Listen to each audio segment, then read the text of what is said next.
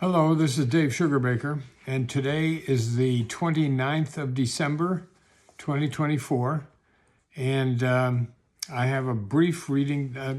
I have to say that the Apostle Paul, in Colossians anyway, writes some of the most incredibly complex and dense sentences that I've ever seen, and I have taken the step of editing something that St. Paul said, just for clarity.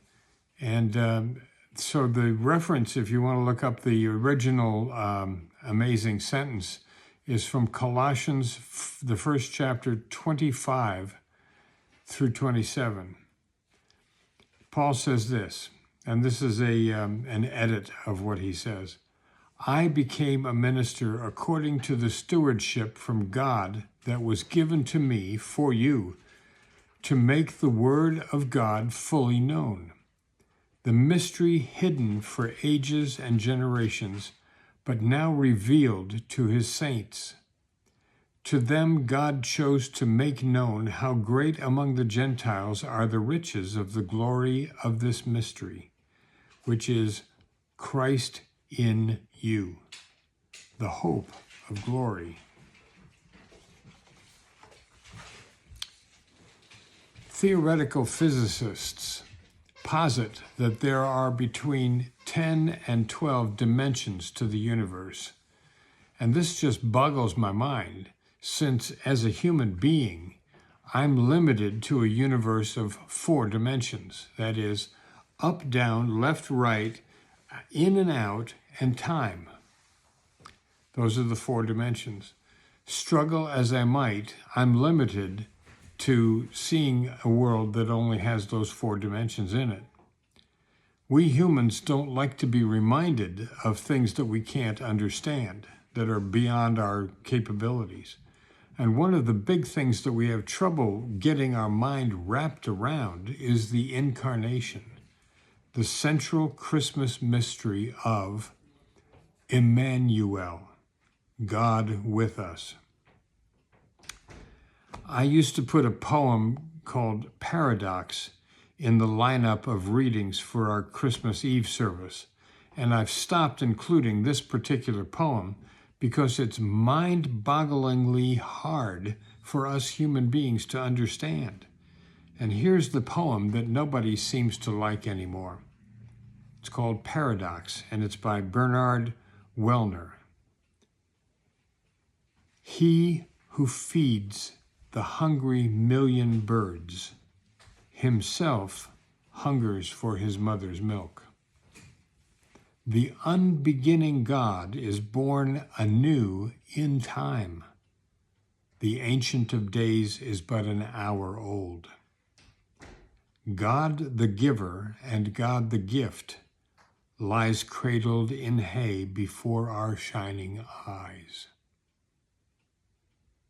Now, a paradox is a set of apparent opposites that appear to make no sense together, and yet there's something to be learned by holding them next to each other until we can see how they may actually relate. How can it be that God, who is in so many ways the opposite of human, how can it be that God takes on human form and is born in a human body? How is that possible? How can it be that one who feeds those millions of birds can be hungry for his mother's milk? How can a God who is unaffected by time be but an hour old? That's the mystery of Emmanuel, God with us. There's a very old part of the Christmas Mass from about the 13th century. It's called O Magnum Mysterium. And it says in part, O great mystery, that's O Magnum Mysterium, O great mystery and wonderful sacrament that animals should see the newborn Lord lying in a manger. According to church historians, 1,000 years ago, celebrating the birth of Emmanuel, that is God with us, included the animals in the stable. The ox and the ass, along with the shepherds and the wise men, were witnesses to God appearing in the stream of human history as a helpless baby. O Magnum Mysterium says the animals also witnessed the incarnation. The understanding that God was Lord of all the world, the animal kingdom included, persisted for centuries. As late as the beginning of the 20th century, Thomas Hardy writes in the London Times how at midnight Christmas Eve, the farm animals kneel in their pens in recognition of the coming of the Christ child. Now here is Thomas Hardy's poem. Christmas Eve and 12 of the clock. Now they are all on their knees, an elder said as we sat in a flock by the embers in hearthside ease. We pictured the meek, mild creatures where they dwelt in their strawy pen, nor did it occur to one of us there to doubt they were kneeling then. So fair a fancy few could weave in these years, yet I feel if someone said on Christmas Eve, "Come, see the oxen kneel in the lonely barton by yonder coombe our childhood used to know," I should go with him in the gloom, hoping it might be so. These days we don't include the rest of creation in our understanding of the importance of the incarnation, but several centuries ago it was a given that all creation recognized the astounding event of God with us, that is, the incarnation. So God became one of us. God must love us a lot to give up being omnipotent and to become a newborn baby dependent on mom for absolutely everything. That's what the incarnation is all about.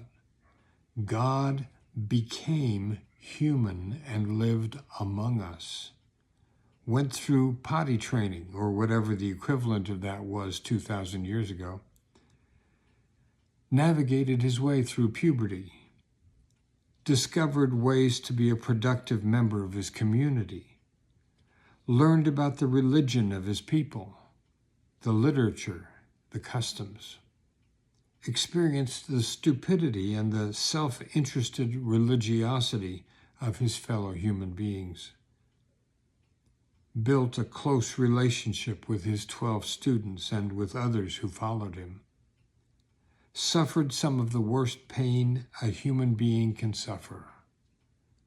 All of that is part of the incarnation. God is with us.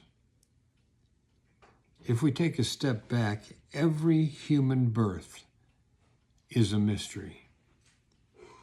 Our scientists have cataloged and named every step of the process of human reproduction, and yet at another level, we don't understand it.